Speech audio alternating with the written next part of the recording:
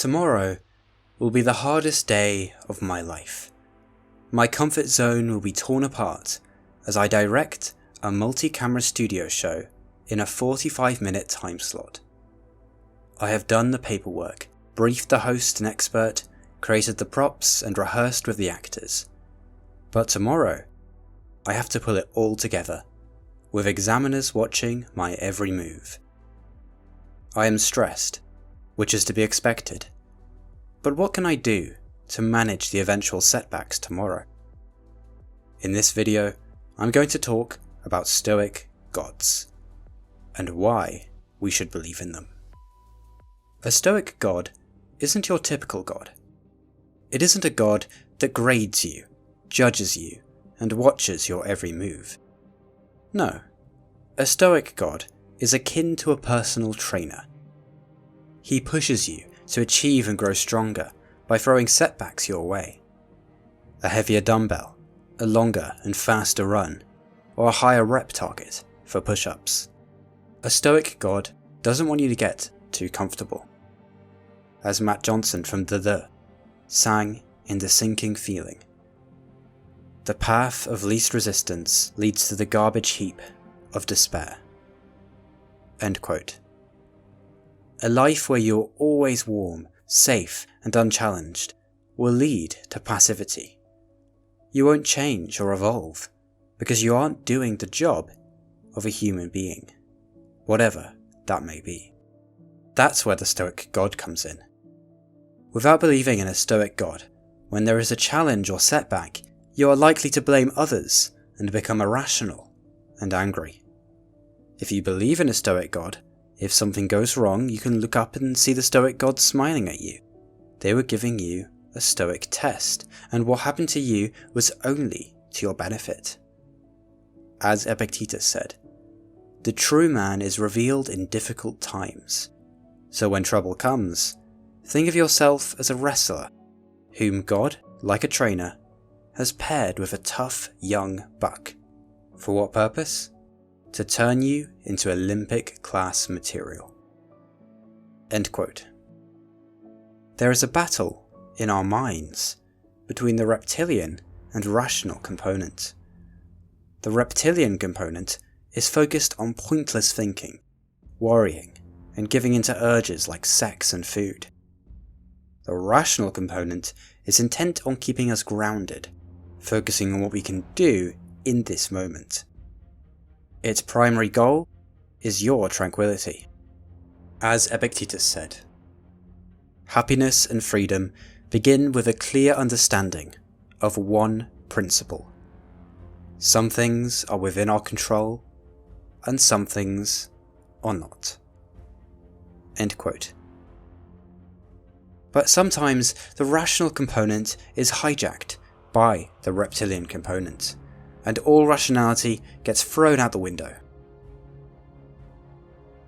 If you have an exam tomorrow and you need to revise, it does your rational component no good if you scroll mindlessly on Instagram. In this case, the reptilian component has hijacked your brain and has taken over. Stoicism is an attempt to increase the rational component's power and decrease the reptilian's. Therefore, believing in a Stoic god is in order. When one gives in to the reptilian mind, it is no longer looked at as a defeat. The negative emotion associated with the reptilian mind has a shorter lifespan, because the setback is now an opportunity for growth. This urge to procrastinate instead of study for an exam is a setback created by the Stoic gods. They want your rational component to win out over the reptilian component. This involves coming up with a workaround, such as in this case, trying the Pomodoro technique and breaking up the work you have to do into manageable chunks. Thank the gods for their ingenious method of improving your improvisation skills and your resilience. As Marcus Aurelius said, "Give thyself time to learn something new and good, and cease to be whirled around." End quote. It is vital that a rational person acknowledges that he is wired by evolution to act in an irrational manner. Therefore, we won't be surprised when we realise we have just given in to our reptilian component. Stoic gods don't want you to know a setback will come your way, as that will be cheating, which is beneath your character. They want you to be the best possible version of yourself, so will challenge you when they feel like. Tomorrow, I know I will be challenged. It is likely things will go wrong. In fact, through negative visualization, I have imagined what could go wrong and how I would feel in those moments. I have come to the conclusion that acting calmly and resourcefully are the only rational responses, and I think the Stoic gods will agree. Do I actually believe there is a God in the sky? No, but I'm using the belief as a psychological tool to deal rationally with setbacks. And you can too.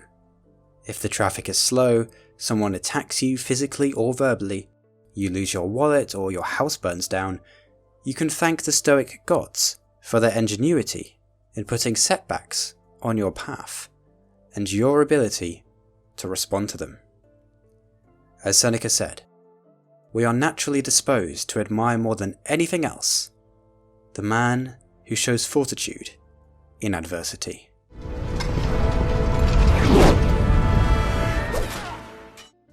End quote. But isn't the goal of Stoicism tranquility? If that is the goal, surely a god that creates problems for us goes against this tranquility we are supposed to maintain. However, tranquility lies in how we overcome setbacks. It is not a stagnant state. Only when you have setbacks and challenges can you be truly tranquil. As Musonius Rufus said, if you accomplish something good with hard work, the labour passes quickly. If you do something shameful in pursuit of pleasure, the pleasure passes quickly, but the shame endures. End quote. Therefore, in order to have a good life, one must embrace obstacles head on and accept the will of the Stoic gods. With the Stoic gods in mind, I'll set out tomorrow to direct my show. I will look at the examiners and think of them as Stoic gods. I must be prepared and resourceful. And if you've got something difficult coming up, think of the Stoic gods. They are only there for your benefit.